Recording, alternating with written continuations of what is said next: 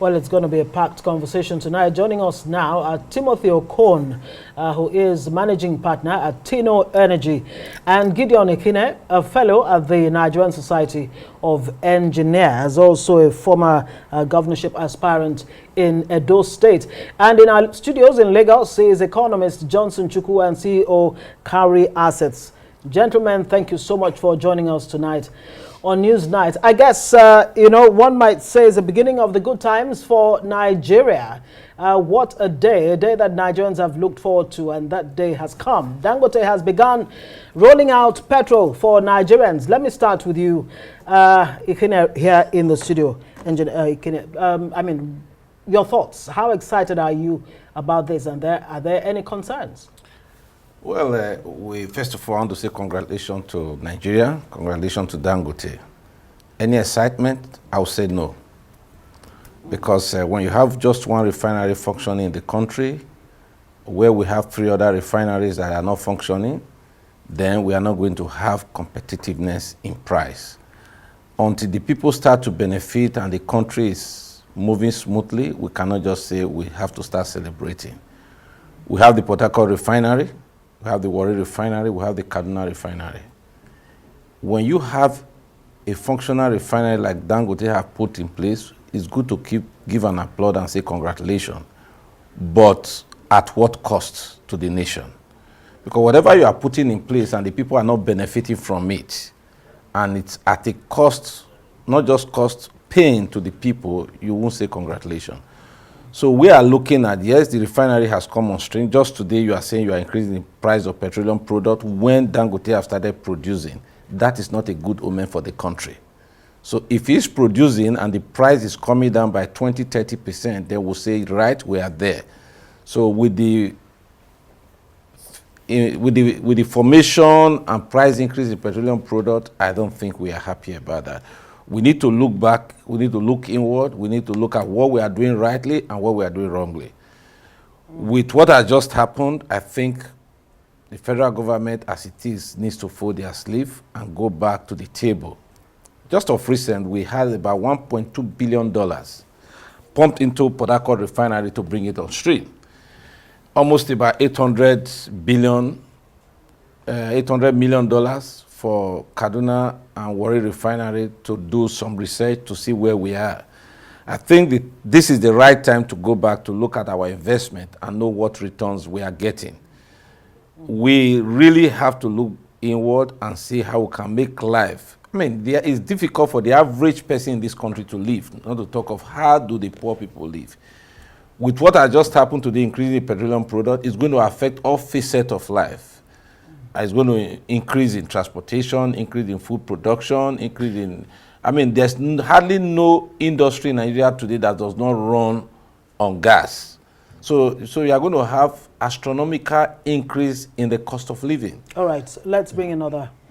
Well, let's quickly bring in Timothy Okon. You've heard Engineer Ikhine. He thinks this is more or less some steps forward and some other steps backwards. Speak to us. Does this look like a Greek gift in the face of the excitement we're getting with Dangote pumping petrol and the NNPC increasing the price of petrol?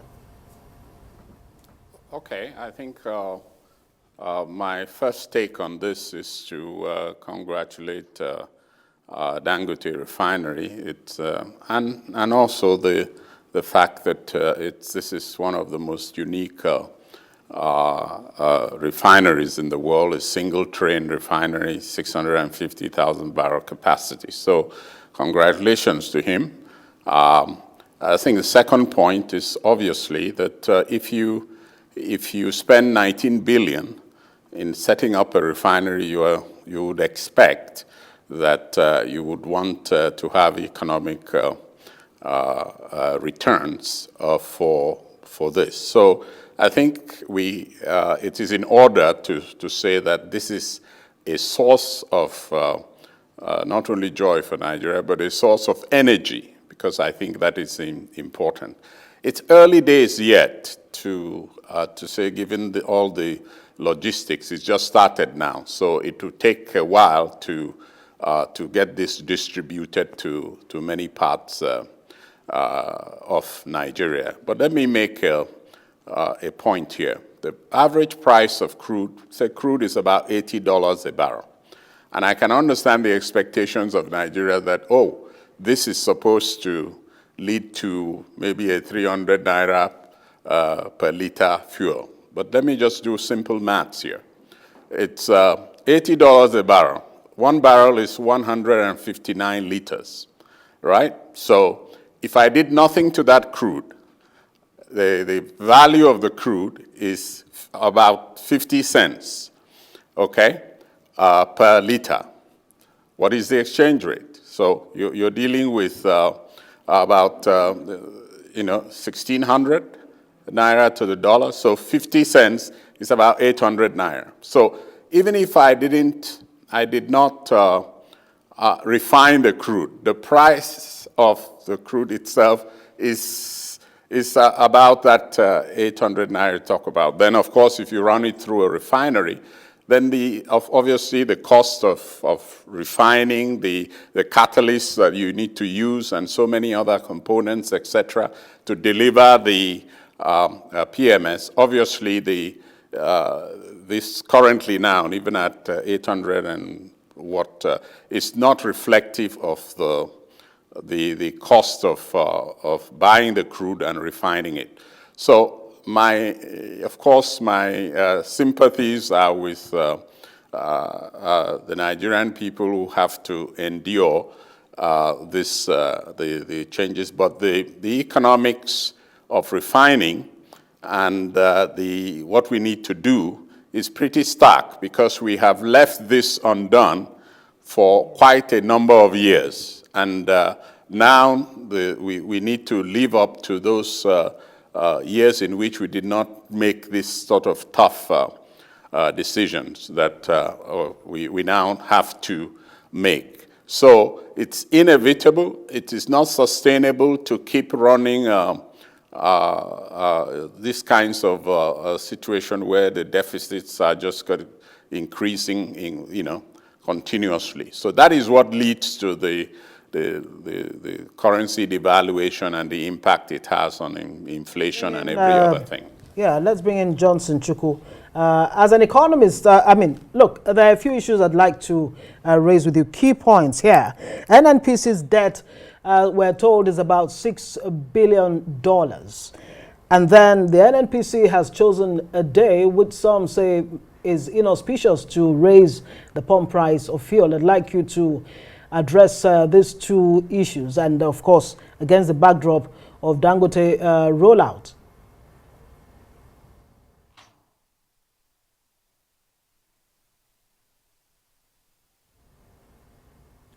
Johnson Chukwu, if you heard me, doesn't look can you hear me? No, unfortunately, I stopped hearing you after you said Dangote rollout. Yeah, and that's exactly where I stopped. Just repeat a few words you said? Well, my point, NNPC's debt profile right now stands at about $6 billion. And then it has chosen a day like this to increase the pump price of petrol. Some say it's an inauspicious time, that maybe NNPC has gotten the timing wrong. All of this happening against the backdrop of the Dangote rollout. Your thoughts? Well, Ngozi, first of all, let me join my colleagues to congratulate Dangote for the start of the refining of PMS at his refinery. That's actually a commendable one, and most people are quite excited that that process has come to a full cycle, and the refining of PMS has actually started in Dangote refinery. And I am also commend and congratulate every other stakeholder involved in that refinery.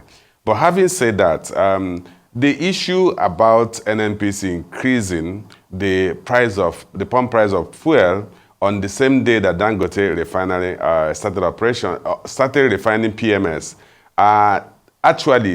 can actually be taken as different issues, because in the first place, you have to realize that you did mention that NNPC is owing about $6 billion. How did this $6 billion debt come about? Because NNPC has been importing fuel and landing at a cost that is lower than the pump price. And because it's not able to recover the cost of imported fuel from the pump price of fuel, it has been accumulating this debt with the Federation account that are supposed to have underwritten or paid back. But that has not happened, and therefore we have an accumulated debt about 6 billion. I don't know if that figure is correct because NNPC has not declared that. That's from the media houses. But assuming the figure is correct, so NNPC is owing about $6 billion. And the reports we also have in the media is that many oil trading companies find difficult, are reluctant to continue to supply NNPC crude, refined petroleum products on credit because they have not been able to pay off the existing debt. So if you also recognize the fact that NNPC has entered an agreement to buy off or to offtake Dangote Refinery products, PMS. So it then also means that NNPC had to pay Dangote Refinery for any offtake of PMS. And that payment must come from somewhere. So if you're also still dealing with a situation where NNPC is not able to generate enough revenue from the sale of refined petroleum products it's going to buy from Dangote, then we start owing Dangote. And I don't think Dangote will be in a position to extend credits or limitless credit to NNPC for importation or purchase of PMS. So that will also put Dangote in jeopardy. So somehow that had to be breached. Like I've always said, it's either the Federation account, that is the federal government. From the Federation account, deductions are made as a top-line item to pay for fuel subsidy, or somebody has to pay for it. Unfortunately, Nigerians are actually going through cost of living crisis, so they do not have so much headroom to accommodate any major shift in cost of living. But the reality is that somebody has to pay for this. So that the federal government has to be willing to pay the subsidy from Federation account receipts, or the NNPC will be NNPC will not even in a position to continue or to import fuel or to buy fuel from Dangote Refinery. So in that case, the purpose of the Dangote Refinery, the celebration we're having today, the Dangote has started, and we're going to enjoy some level of economics of proximity, because Dangote Refinery will save us some of the logistic costs of shipping, insurance, and we have to go through when we import this, when we buy this fuel from international oil trading companies. All right, so if NNPC is not in a position to pay Dangote for a PMA that is going to buy from a Dangote Refinery, then Dangote Refinery will not get, Nigerians will not get the benefit of Dangote Refinery. So it's not the federal government is in a position to pay for the differential between the landing cost or the cost at which Dangote Refinery will produce this fuel and sell to NNPC, or the citizens have to bear that cost. Justin Chukwu, let me come in here because I think it's getting more interesting, and some of the key concerns raised here. Let me bring in Engineer Ikhine again, and it has to do, first you spoke about monopoly. You said that it's not good here. As we have Dangote, the government should start talking about other refineries. But again, put into perspective that the crude is being sold to Dangote in Naira. And is he also going to, sell back in Naira and also maintain the refinery in Naira? Well, let's look at it. Dangote Refinery is not a charitable refinery. It was set up to make profit.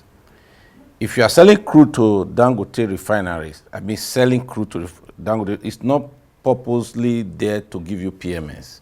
Because by the time you do your fractional distillation of crude oil, you are going to have things like PMS, naphtha, kerosene, diesel, aviation fuel, lubricants, and bitumen. You have so many products coming out of it.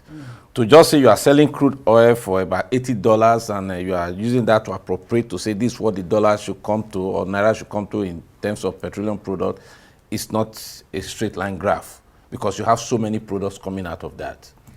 Now, we are celebrating, we congratulate him for that, but the federal government has to look inward. Yes, federal government is going over $6 billion in terms of debt they've carried over from subsidy, accrual, and all others. If you are owing, you must be deliberate about coming out of your debt.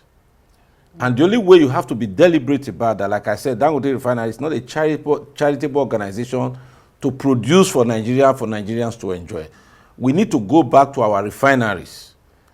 The refineries we have today, I'm happy the federal government has pumped in about $1.2 billion into Port Harcourt Refinery. If we are deliberate about that and Port Harcourt Refinery start to produce, they will give Dangote Refinery a competitive edge.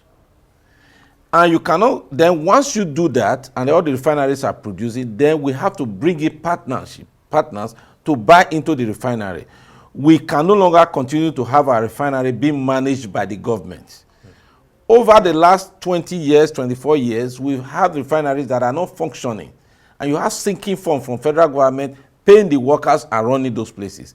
It's time we move those refineries back to private enterprise where people will manage it. Look at the LNG concept. The LNG concept today, the federal government, they don't have hand in managing the LNG because LNG today have 51%. Shell Petroleum have 25% of that stake. Total has 25%, and Ajip about 10-point-something%. So 51% is owned by the IOCs, while 49% is owned by the government. And there are laws protecting it. We need to do the same thing for the refineries. If we have to sell the refineries today, we'll be selling them at a loss because we'll be selling them at no values. But now that the federal government is putting in so much money, once this refinery comes on stream, it's advisable to privatize this refinery so that we now have Dangote Refinery standing on one leg, then we now have all this refinery also standing. Right. Now, if we want to go further, Dangote Refinery has been on for almost about 2-3 years. They should have a feedstock. Has the federal government deemed it necessary to give them an oil feed to produce, to support their production? Selling crude to Dangote Refinery is fantastic. It's good, but we have to look at giving Dangote as an organization 650,000 barrels per day requires a feedstock. Right. Do we have access to produce this oil to give to him? So we need to give him assets. Okay. So giving him assets is like saying, okay, he's investing, whatever he's getting, he's investing it further. You are selling crude to him at Naira. He's going to sell petroleum product to you at Naira. To maintain that refinery, you need dollar to maintain it. Okay. Right. So very quickly, I wish we had more time. Timothy Okon, let's bring this to you. I mean, Engineer Ikhine has raised an important point there. Well, we've been told, in fact, quoting Dangote himself, he says Naira for crude will remove 40% of forex demands, you know, on the Nigerian economy. Then Engineer Ikhine raises the issue of availability of crude. Do you have any concerns around this? Well, I do not know exactly the proportion, the exact proportions of crude that is the government's entitlement. Remember, there is crude that belongs to the joint venture partners. But I think the important thing to note is that different crudes have different yield patterns. I can't speak to the Dangote Refinery because I don't know the sort of product rate and the yield patterns. If your emphasis is on having a crude that can yield PMS, there are certainly crudes in Nigeria to do so. Yes, you know, the process by which you refine, and I repeat what I said, that refining, there's something called a crack spread, which is essentially that if I crack crude oil, I'll have different products, and there is the price of the different product, the gross product worth, is usually more than the value of the crude you put in. So that's the purpose of the illustration I was making, that the crude the refined products being sold in Nigeria today is at a price much lower than in neighboring countries. Nigerian crude goes as far as Burkina Faso and Mali and Sudan and all these places. It's simply because they are driven there and smuggled and taken for a higher margin. So again, we need to understand that it affects the treasury when, of course, we are giving our crude out and then selling it for less than its value. And this is important. It's not sustainable. And I think we need to be very clear about that. It is not sustainable. And if you look at the amount of crude that you need to supply and then sell for less than its gross product value, then you create the deficits that we have, which affects the exchange rate and etc. So that's important to know. All right, okay. I think now in closing, if we can do this in a minute, Johnson Chukwu, please make sense of us now. We're talking about the numbers now. Everyone seems a little bit confused. In percentage, speaking of percentage, what kind of reduction are we likely to see when this comes on stream fully? Okay, if you look at our import bill, you realize that the importation of petroleum products account for about 30% of our total imports. That is PMS, AGO, ATK, and other refined petroleum products. That will reduce our import bill by about 30%. But beyond that, the key thing we seem to be papering over is that for us to achieve some physical improvement from the Dangote refinery, we need to improve crude production. If you look at the NBS report for second quarter of this year, our average crude production was only 1.41 million barrels a day. So if out of that for 1.41 million barrels a day, and you are talking of assuming that all our production are even JV operations, joint venture productions, our share will be in the region of 60% of 1.54 million barrels. But unfortunately, most production today are in deep offshore where you have production sharing contracts, where Nigeria's share is far less than 50%. But if you take 50% of 1.41 million barrels, you're going to have about 700,000 barrels a day. And that becomes what is accruable to the federation, to the federal government. So the federal government is not even in a position to give Dangote 650,000 barrels a day unless we have material improvement in crude production, because it's from that export that we get all our foreign exchange earnings. So if you actually assign everything to Dangote Refinery, we're going to have difficulties in even meeting our other obligations. So I think the narration, the discussion at this point that Dangote Refinery has started is that how do we improve crude production so that whatever is passed on to Dangote is an incremental production, so that we can still have some income or some foreign exchange earning from export of our crude oil. Otherwise, we're going to see whatever we gain, we're not going to optimize the benefit of Dangote Refinery, because if we pass on the crude, and then he passes on to us the refined petroleum product, we are left with nothing else to export. All right, so okay, Johnson, key thing the government must focus at this point is that how do we improve crude production? If we are producing about 2 million barrels, 2.5 million barrels a day, we won't have a problem. And our fiscal condition will improve in a matter of months. Thank you for coming on Newsline. And of course, Timothy Okon, it's a pleasure having you. And Gideon Ikhine, a pleasure having you live in the studios. We do hope to see you all again on different issues, if not this, on Rise Newsline.